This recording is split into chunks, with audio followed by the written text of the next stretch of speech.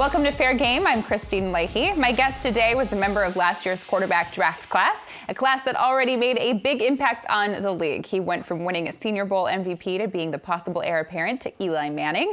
New York Giants quarterback Kyle Lauletta is here. It's so good to meet you. Yeah, good to meet you too. Thanks for having me. When kids are asked when they're little, what do you want to be when you grow up? You answered that question when you were 4 years old. What was your answer? It was always be a professional football player. I think I wrote that down on all my class assignments until it was unacceptable to do so anymore. Until they said, you got to pick something else now. They said you had to pick something different? Mm-hmm. And you're like, look at me now. Right. I'm in the NFL. How did you know that you wanted to be a football player? You know, I think I grew up kind of idolizing my father and my older brother, and I was always a big sports fan. You know, all sports. It wasn't just football, but for whatever reason, I think I gravitated to football. You know, the lessons that it teaches you, the camaraderie, and just being around it. You know, like I said, my grandfather was a coach, and he played as well, and just kind of seeing it in my family. It was always something I wanted to do, and you know, I always set my goals high, and always thought I was the best player out there, even if I wasn't. You know, and there were a lot of times I wasn't the best player, but I always had that confidence in myself ever since I was young. One of those times, and obviously you are the backup to Eli Manning, but you are no stranger to being a backup, because in high school, someone was ahead of you until your junior year. Who was that? Well, it was my older brother.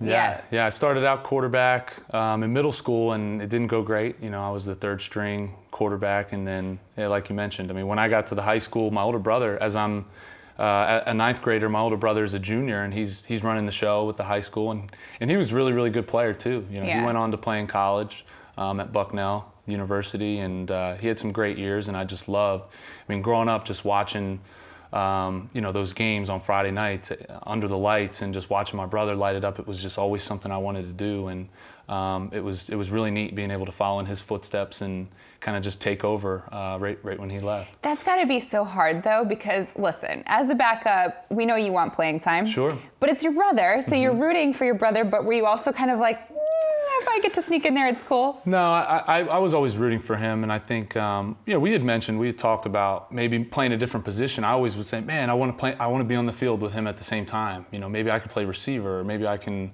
contribute some other way, but you know, I just kind of waited my turn and just tried to sit and learn as much as I could from him, because he's always been, him and my father have always been my greatest football coaches, and have helped me so much. You know, that I think when I got to college, I was ahead of the game and ahead of a lot of others in my position because I had them.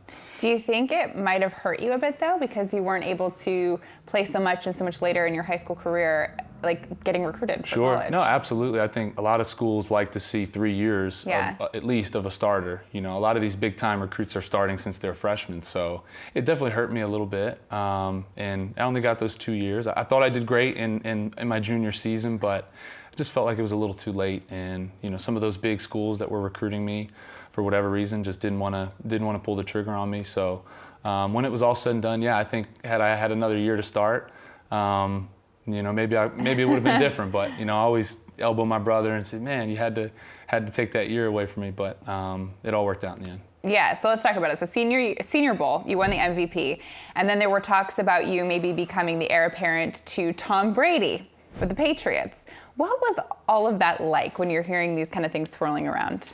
I think it's crazy, and I think I did a great job not paying attention to it. You didn't pay attention? I didn't. I would be sitting there watching my TV like, it's hard. I'll be the next Tom Brady, sure. You know, it's tough. I mean, I feel like I did that in high school, and I remember, you know, getting all these college coaches to come to my school, and I would get out of class and I would get to talk to, you know, big time colleges, you know, and I remember how disappointed I was when, you know, what ended up happening wasn't what I expected, and that was to get a big time offer. So I kind of, you know, followed the same approach, saying, hey, this happened once before. Don't make the same mistake. Don't let your head get big. Don't believe all the stuff that you see in the media, all these articles that are written. You know, those people aren't inside the front offices of these teams. You know, a lot of these articles don't have much validity to them. So I was just going to keep going out there and balling out and doing well in my workouts and all the opportunities I had leading up to the draft. And then, you know, where I got drafted, where I got picked, you know, that wasn't up to me. So I just kind of leave it out of my hands and just hope for the best. Yeah, you got drafted by the Giants. and I'm sure you knew right away that you would not be playing or starting anytime soon. How'd that sit with you?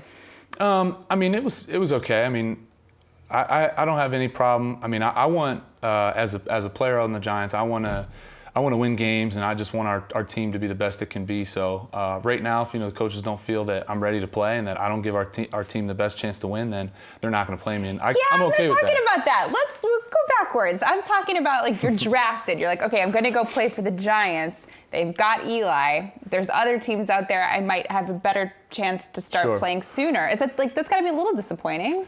I mean, I don't know. When you get drafted, I mean, it doesn't matter. It doesn't matter. I mean, you're just so lucky, and you just feel so fortunate to get an opportunity. But I mean, I look at it as a positive experience and a learning experience. I mean, I grew up watching Eli Manning win Super Bowls, and to be able to just be in the same room as him. When I got drafted, I was excited. Having a guy like that in the room because his resume obviously speaks for itself, and he has for whatever time he has left, I'm just going to try to get all the information out of him that I can and try to learn as much as I can so that when I do get that chance, that I can take over and be ready to go. So I don't, I think a lot of quarterbacks, hop in and want to start right away, but sometimes that's not the best for them. So. Okay. Odell Beckham Jr. will now be playing with Baker Mayfield. If you had to give Baker any advice about playing with Odell, what would you say? I don't know. I would say get to know the guy, and I know he will, and I know I think they're gonna do well together. But get to know him and just work with him. I think one of the coolest things about Odell was how much of a worker he was, and how willing to stay afterwards and throw or perfect his craft. And I think he puts in the time and he puts in the work, and his teammates we'll see that, hopefully if he does that. But I would just say get around him and just spend as much time as you can with him, because the better of a relationship that he has with him, the more they can trust each other on the field and be on the same page when it matters most and the game's on the line. What was your reaction to that trade? I was disappointed. I mean, he's a good friend and somebody I've gotten close to. He's a great person. He always brought energy. Obviously, he's an unbelievable player. One of the best. He'll be one of the best to ever play receiver when it's all said and done.